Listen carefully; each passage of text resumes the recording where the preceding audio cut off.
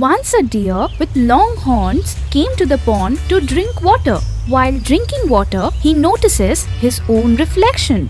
My horns are stunning and this is my hair. Ha ha ha ha. May no one cast an evil eye on them. Just then, his eyes fell on his long and slender legs, and he became sad.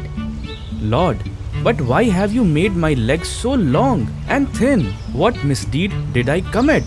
It's making me look so ugly. I feel so sad about it. Hearing the lion's roar, the deer, who had been cursing its thin and long legs, began running very fast with their assistants, leaving the lion behind. But after a distance, his big horns become stuck in the trunk of a tree. He tries desperately to get out, but is unable to free his trapped horns. Only then does the lion appear. Ha ha ha ha. Look at how the deer beautiful horns got stuck. Ha ha ha ha. The deer comes to realize that his beautiful and large horns are useless, but his thin and long legs can save his life. He comes to realize his mistake, that the true beauty is that which is not only visible but also useful when required. However, the deer took far long time to understand the secret of the true beauty. This is a story that takes place in the distant past, when a son, a wife, and a poor merchant named Henry resided in a small hut. He would sell his items in the market every morning. He would finish his trade that day by the end of the evening. He was a man who worked very hard, and everyone in the community knew it. When Henry was trading in the market one day, he went to a jeweler and he asked him, How are things going for your business? What if I offer you a terrific deal? Henry, what terrific deal could you possibly have? Then Henry takes a small golden stone from his pouch and hands it to the jeweler. Brother, have you discovered a gold mine in the well behind your house? Where did you get this from? Come on, don't be a spoiled sport and quickly tell me how you are going to price this stone for. Where did this hapless seller get such a precious stone? Well, I could care less.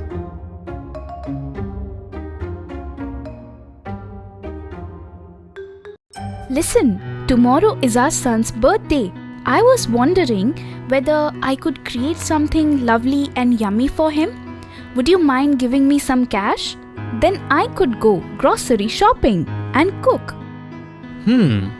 Why don't we invite everyone in the village to a feast? It is after all our son's birthday today. It will be a fantastic occasion. Take some money from here.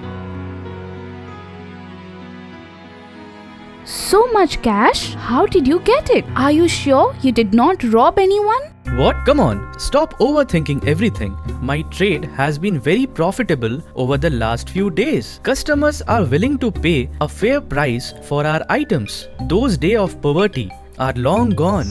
The next day, the townspeople gathered at Henry's house for the feast.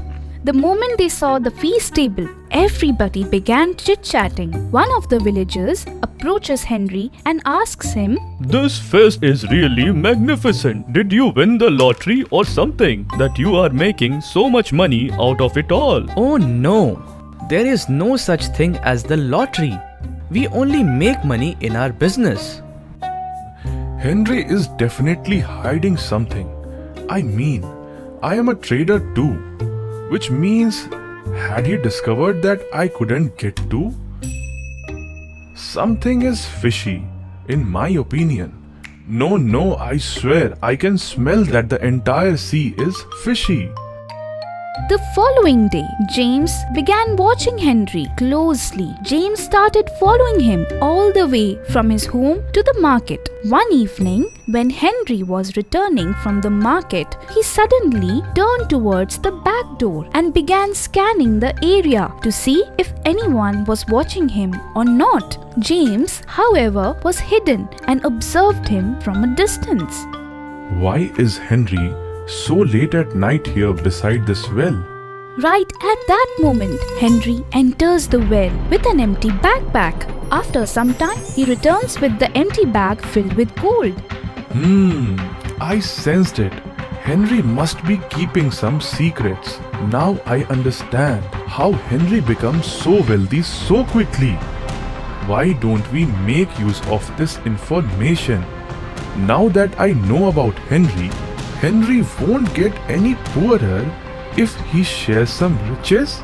Though tomorrow, let's make a plan. Tomorrow I am going down the well to get some gold for myself. I'll give it to my wife. She will be overjoyed. Ha ha ha ha ha. James chose to enter that well the following day without informing anyone. James descends into the well. The only thing that he can see inside the well was darkness and creepers. James discovers a tunnel after some time of searching. James goes through that tunnel. Dear God, this is the first time I have seen such a large amount of gold. So I must swiftly load my bag with all of this wealth. Finally, I have hit gold. James goes through that tunnel. He can immediately see gold and gold all around him once he comes out the other end of the tunnel. Dear God, this is the first time I have seen such a large amount of gold. So I must swiftly load my bag with all this wealth. Finally, I have hit gold.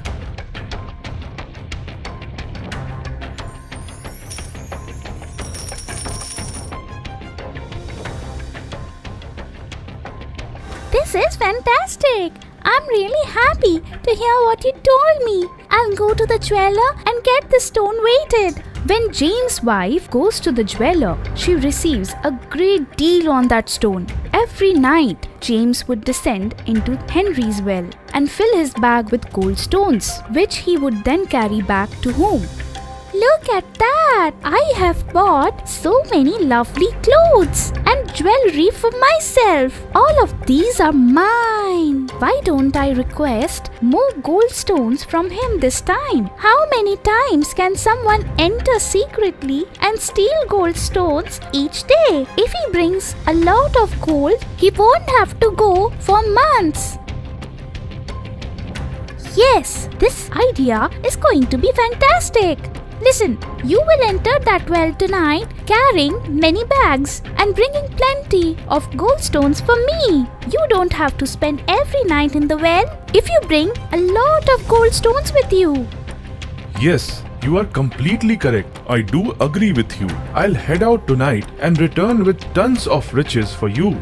James climbs down into the well and begins to remove the gold stones. As soon as he tries to take out a lot of gold stones from one place, the well's wall started to crumble. What is going on here? Is there a crack in the wall as well? I need to get out of here as soon as possible.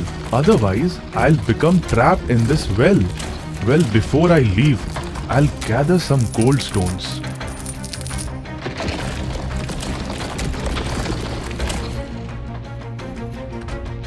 When Henry finds out about this the following day, he then goes to James' wife and tells her, If you had told us you needed gold, we would have gladly assisted you. But you chose the path of greed and deceit instead.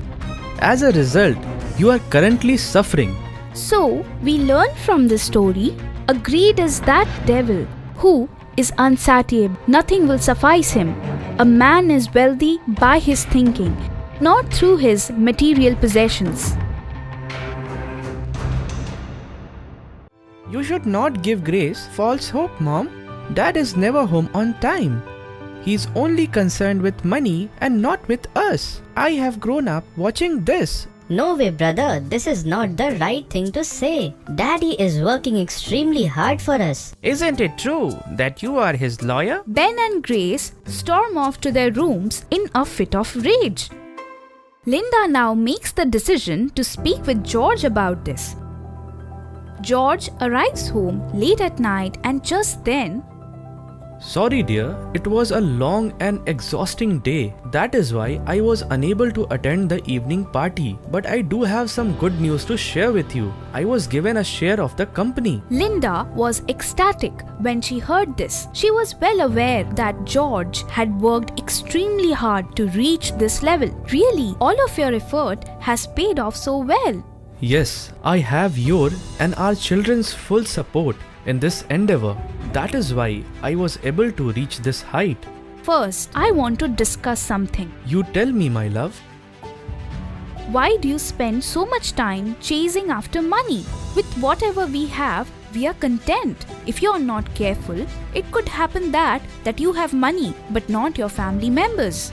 Don't worry, Linda. Everything will be fine. Linda tells her children about the good news the next day. Hearing about their father's promotion made them all extremely happy. George was now one of the most powerful businessmen in the city. He built a sprawling mansion for himself in a matter of days, and he even invited his parents to stay with him in his mansion. At this point, George's house had everything he ever needed. Even so, his absence was sorely felt by his kids. When George once arrived early at home and his kids saw this, they were thrilled. And then Ben said, Do you know, this is the best surprise I have ever received. Yes, dear. I have one more surprise for you. And what's that? Tomorrow, we are all going to our farmhouse. Is this for real? Yes, Linda. The following day, everyone travels to the farmhouse, a villa with a view of the ocean. Everyone was having a great time there. Together with his kids, George was laughing and enjoying himself. They all sat down for breakfast. Dad, will you spend the first day of the new year with us? Yes, dear. I'm going to spend few days here with you guys. But all I have to do is show up at a meeting tomorrow. I'll be back here as soon as the meeting is over. Yay, Daddy! Grace hugs her father. George leaves for his office the following morning. Suddenly, a tsunami forms in the sea and his entire family drowns in it. After arriving at the office, George listens to the news before quickly returning to his farmhouse. When he got there, he discovered that there was water everywhere. He made an effort to look for his wife and kids, but they all were long gone from his life. And when he can't see them, he falls to his knees and he cries. He recalls something Linda had once told him. We must be content with whatever we have. Why are you chasing after money? George was heartbroken because he was no longer able to see his wife, kids, or even his parents. Now, George was completely alone. This story teaches us that wealth is not the be-all and end-all of existence. Between time and money, there should always be a balance. Otherwise, we might have money in the end, but our family might not. Once upon a time, a man named Mohan, his wife Rekha, his mother, and his 3 daughters lived in a small town called Sonpur. Rachna, Kavita, and Saili were their names. Rekha was frequently made fun of by Mohan's mother for being unable to bear a son. But Mohan, he hated his own daughters. God knows where you got these 3 miserable girls from. What will happen to my son if this continues? Mother, you shouldn't say things like that. They are our own girls. Yes, Grandma. Why don't you criticize your own son? Your sole focus is to intentionally pick on my mother. Kavita, be careful what you say. You're disrespecting your grandmother. This is not a good thing. Come with me, Kavita. You are running late for the school. Let's go. All 3 girls agreed to attend school after hearing this. Kavita, the second daughter, was a 10th grader and the eldest daughter of Mohan was a 12th grader. Saili, the third youngest daughter, was a 7th grader. Rachna worked a part-time job in addition to attending school, earning enough money to buy the school supplies for her sisters. Saili said to her mother in the evening when all 3 daughters returned home, Mom, I'm starving to death. Could you please bring me some food? Yes, absolutely. After all, you were born solely to consume food.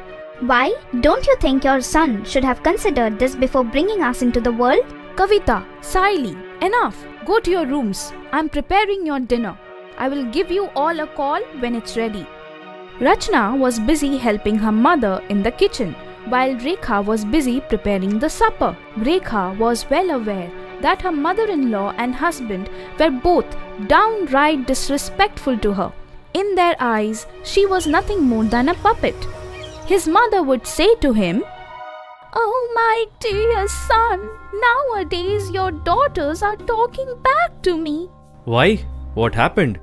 Granny then lies through her remaining teeth to Mohan, while Mohan begins whacking his girls. Rekha then interrupts her enraged husband and tells him, "What are you doing?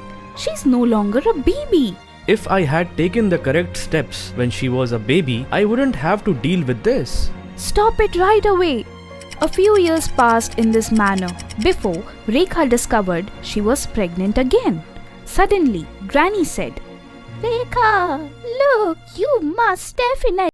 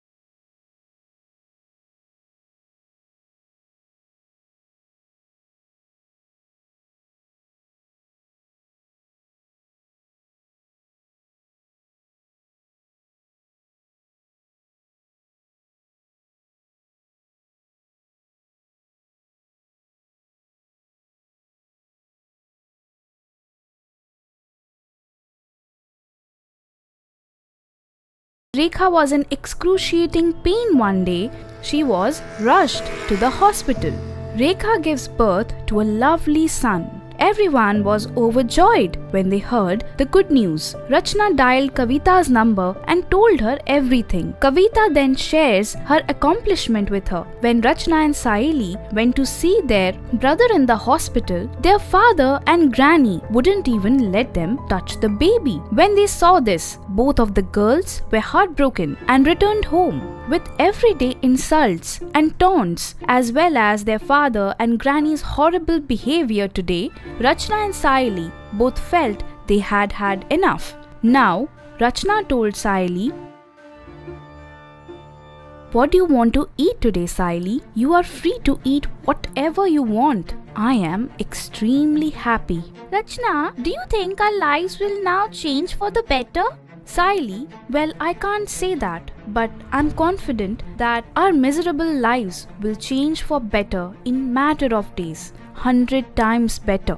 Just as Saili and Rachna were about to say something, Rachna's CSC result flashed. On the day Rekha was supposed to be released, there was a huge crowd of police officers outside Mohan's house. Many photographers and interviewers were waiting for her to conduct an interview. Mohan, on seeing this, Oh my goodness, what else do I need to see? What is this omen? Just as we bring our son home. "You should check it out for yourself," one of the interviewers asked Rachna. How would you like to contribute to our society, madam? One such negative aspect of our society that forces many girls to forget their formative years is something I want to end. I want to change our society's patriarchy. A son can do whatever he wants while still bringing honor to his family. I want to change the mindset that believes a boy is the only source of hope. I want to be a suitable response to those who believe that girls are useless. Everyone began clapping as soon as Rachna's speech ended. Mohan realized his error at the same time. He went over to Rachna, Saili and Kavita, who had just come to celebrate Rachna's achievement, and apologized in front of everyone. For the first time in his life, Mohan hugged his 3 daughters. Mohan provided Saili with the best education possible, and she went on to become a doctor.